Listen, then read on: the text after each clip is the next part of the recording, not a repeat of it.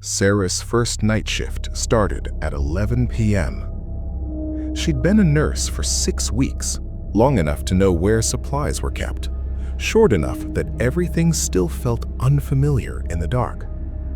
St. Catherine's Hospital looked different at night. The fluorescent lights seemed dimmer. The hallways stretched longer.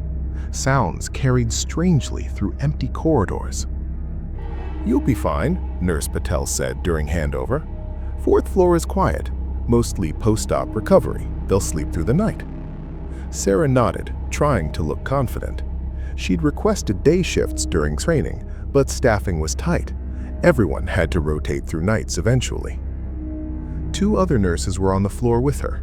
Linda, who'd been doing nights for 15 years and had the tired eyes to prove it, and Maya, young like Sarah but more experienced. They showed her the station, medication carts, call buttons, the break room with its flickering TV and ancient coffee maker. "Don't go to the basement unless you absolutely have to," Linda said, half joking. "Creepy as hell down there." Sarah laughed, but something in her chest tightened. She'd always hated darkness, hated being alone. As a child, she'd slept with a nightlight until she was 12. Even now, her apartment was never fully dark. The first few hours passed normally. Sarah did her rounds, checked IVs, adjusted pillows, took vitals.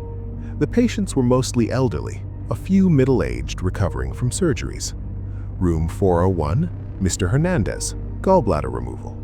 Room 403, Mrs. Chen, hip replacement.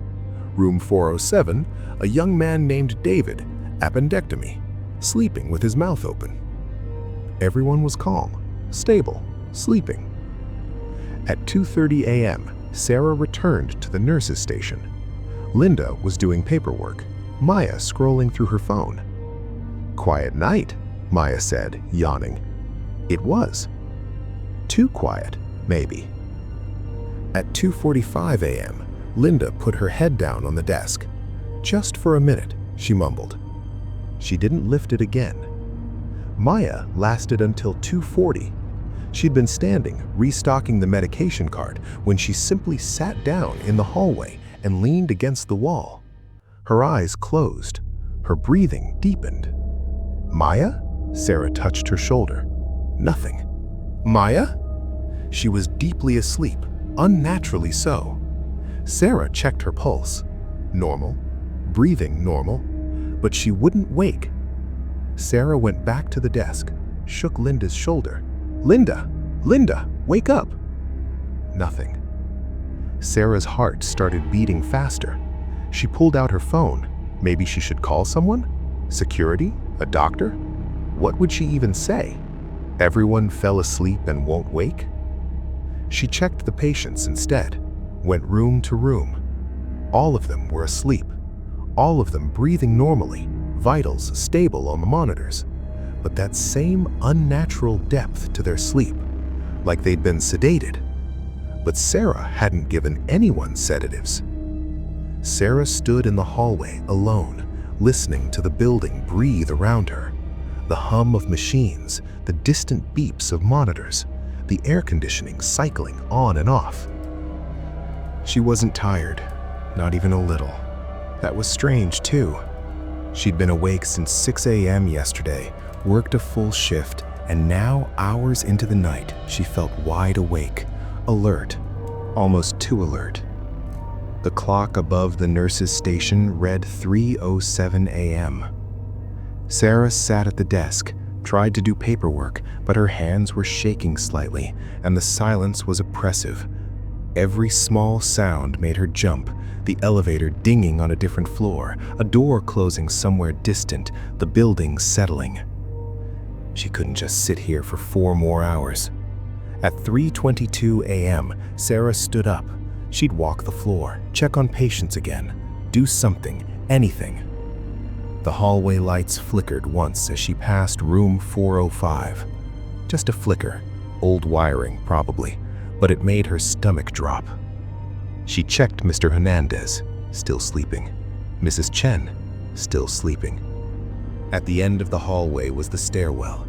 Sarah pushed through the door. The stairwell was colder than the floor, concrete and metal and echoes. She looked up. Floors 5 and 6 were dark, closed for renovations. She looked down. 3, 2, 1, basement. She shouldn't go down. Linda had said not to. But the thought of going back to that silent floor, sitting at that desk with 2 sleeping colleagues and 14 sleeping patients, made her chest tight with something close to panic. Sarah went down. 1 flight, 2, 3. The first floor lobby was dimly lit, security desk unmanned, chairs empty, the reception area looking strange and staged without people.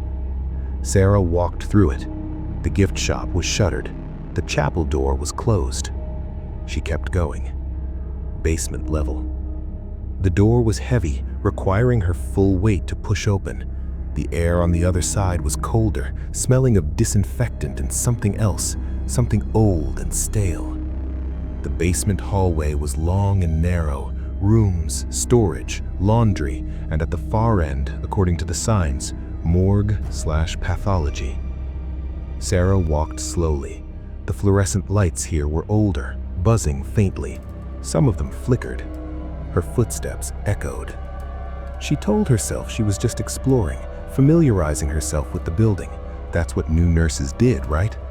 But she knew she was lying to herself. She was walking towards something. Halfway down the hall, Sarah stopped. Someone was standing at the far end, just standing there, facing away from her. White clothing, hospital gown maybe, long dark hair. "Hello?" Sarah called. Her voice sounded small. The figure didn't move, perfectly still, not breathing still, statue still.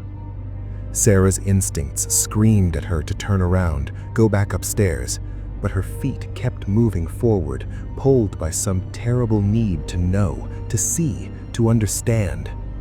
She was 10 feet away when the lights went out. Complete darkness. The kind of darkness Sarah had feared her entire life. The kind that pressed against your eyes and made you forget where you were. She fumbled for her phone, hands shaking. The flashlight clicked on. The hallway was empty. No figure. No one there. Sarah spun around, light swinging wildly. Nothing behind her either, just empty hallway, closed doors, and that pervasive smell of disinfectant. Her breath came in short gasps. She was overreacting. Exhaustion, stress, first night shift, her mind playing tricks. The lights flickered back on.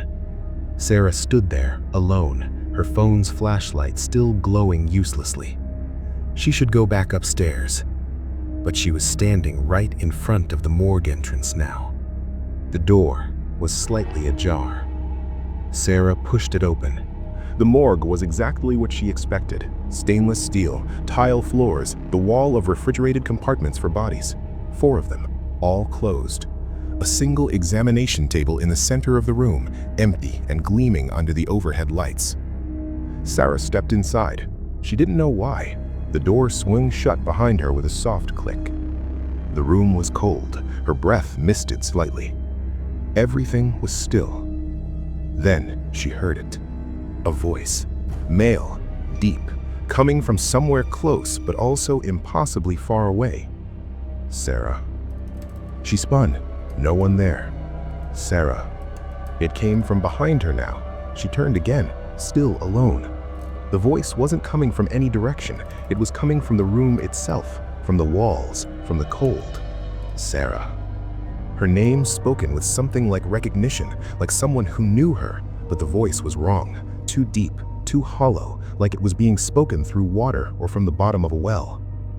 Sarah backed toward the door. Her hand found the handle. It wouldn't turn. She pulled, pushed, nothing. The door was locked from the outside.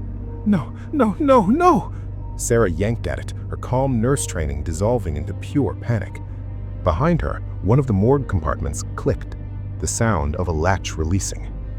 Sarah turned slowly. Compartment 3, middle row. The door hung open just an inch. Sarah. The voice again, closer now, coming from inside the compartment. She should scream, should bang on the door, should do anything except what she did next.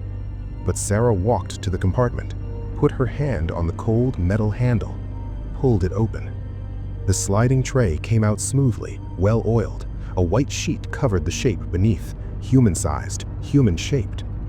Sarah's hand moved without her permission, grasped the edge of the sheet, pulled it back. The body underneath was wrong. Not decomposed, not injured, just wrong. The features blurred, indistinct, like a photograph left in water. The eyes were closed but seemed to be looking at her anyway. The mouth was slightly open, and it was breathing. Shallow, barely perceptible, but breathing. Sarah jerked back. The sheet slipped from her fingers. The body's eyes opened. They were black, completely black. No whites, no iris, just darkness looking at her. The mouth moved, that same deep, hollow voice. Sarah.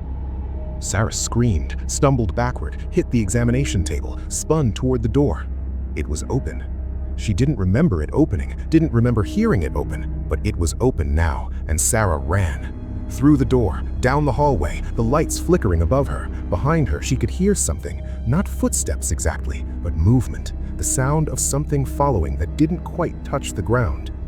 She hit the stairwell door at full speed, crashed through it, took the stairs two at a time, first floor, second, third, fourth, burst through the door onto her floor.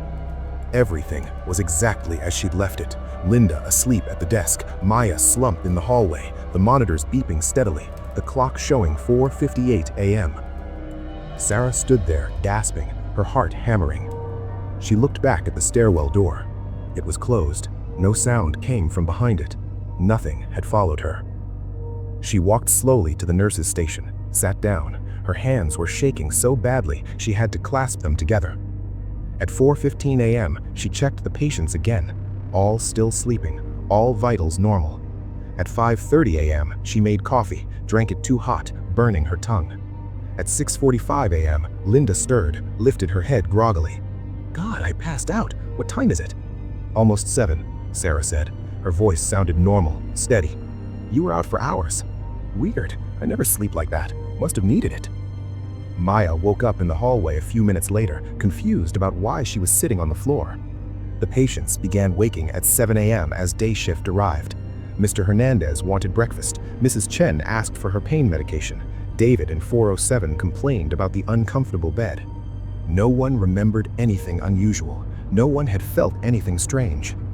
During handover, Nurse Patel asked, "How was your first night?" Sarah opened her mouth, closed it. What would she say? Everyone fell into a coma and I saw something in the morgue that wasn't alive but breathed and knew my name? "Quiet," Sarah said. "Uneventful." Patel nodded. "Night shift usually is." Sarah went home at 8 a.m. The sun was bright, the traffic was normal, the world was exactly as she'd left it. She showered, tried to eat, but couldn't, lay in bed with all the lights on, but couldn't sleep. Every time she closed her eyes, she saw that face, those black eyes, heard her name spoken in that impossible voice. But she'd survived. She was fine. It was over. That's what she told herself. At 10 p.m. that night, her phone buzzed, a text from the hospital scheduling system. Night shift assigned, Thursday, 11 p.m. to 7 a.m., floor 4. Sarah stared at it. She could refuse, call in sick, quit entirely. But part of her, a small, cold part that had formed somewhere in that basement, wanted to go back, needed to know if it had been real, if it would happen again, if that thing knew why it had called her name. She texted back, confirmed. The next Thursday, Sarah arrived at 10:50 p.m. The hospital looked the same. 4th floor, same patients, same routines. Linda and Maya were both on shift again. At 2:25 a.m., Linda put her head down. At 2:40 a.m., Maya slumped against the wall. At 3:07 a.m., Sarah stood up from the nurse's station. She looked at the stairwell door. And this time, when she walked toward it, she didn't hesitate. The basement was waiting. It always would be.